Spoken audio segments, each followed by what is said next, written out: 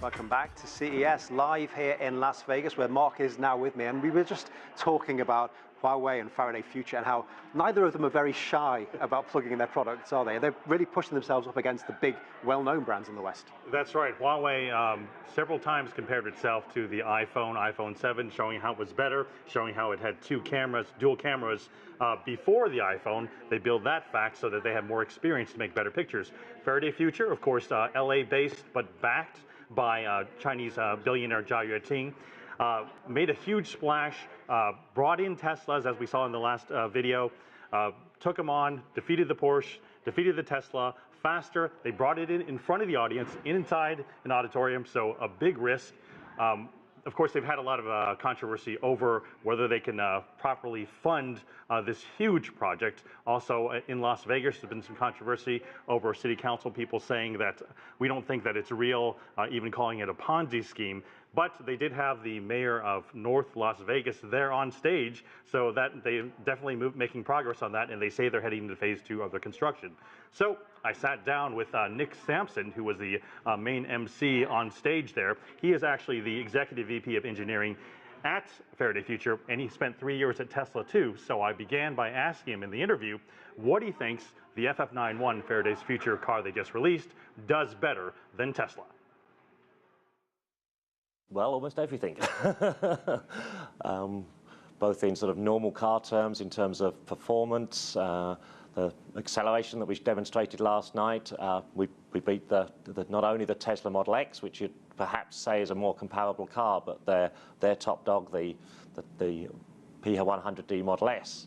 So that was quite an achievement. We've been pushing hard in those sort of areas, and also the same traditional areas in dynamics, ride and handling will match and surpass even Tesla, which was highly acclaimed when it came out. The real point is that it's something totally different in its connectivity, in the way that it's going to integrate with the rest of everybody's lifestyles. The FF91 and your future vehicles will be based on this variable platform architecture, which I guess is sort of like a skateboard base that can be adjusted to manufacture whatever type of vehicle. Was this car built on that architecture? Yes. And have you been able to adjust that to make other cars?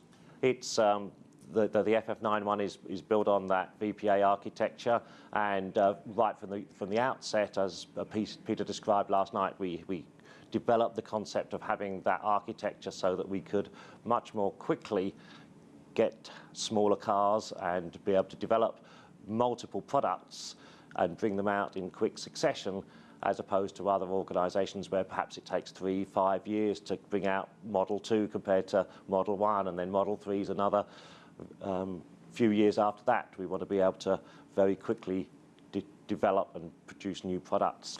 A big part of your plans are a factory to build all these cars quickly. You have a huge piece of land, as you showed last night, in Nevada. There was some controversy over the financial viability of your company to produce those payments. Can you tell us about the financial stability and heading toward that direction? Many companies at lows of what we're doing, and times change a little bit. We progressed as quickly as we could. In fact, we were going very quickly for the last year. We've reached the end of the first phase of work. We wanted to focus very much on CES, getting this launch out of the way. A complex car program involves many areas. It's not just doing engineering for a car. You've got, yes, the manufacturing going along. You've got the branding, marketing, and all that side of things. And so we've got to make sure they're all working together in harmony, and that we reach the right stages all in sync.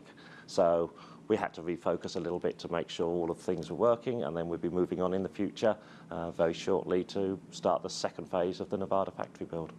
So along with the recent shakeup of executives, combined with some of the payments, there have been, some controversy over whether you can deliver. The criticism about the company having problems getting to that point where it's going to be on the markets, is there any merit to that, or you feel fully confident that you're on track? We feel fully confident. I was at Tesla and we had similar things several times over the years of being there.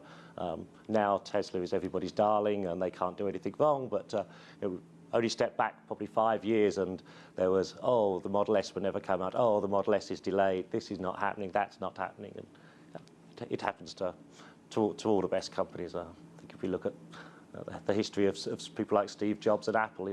Not all of that was smooth sailing and easy going. It's really, that's the measure of a company. It's not how well you do in the good times. It's how you push through the challenges and barriers that come at the harder times and still move on and succeed.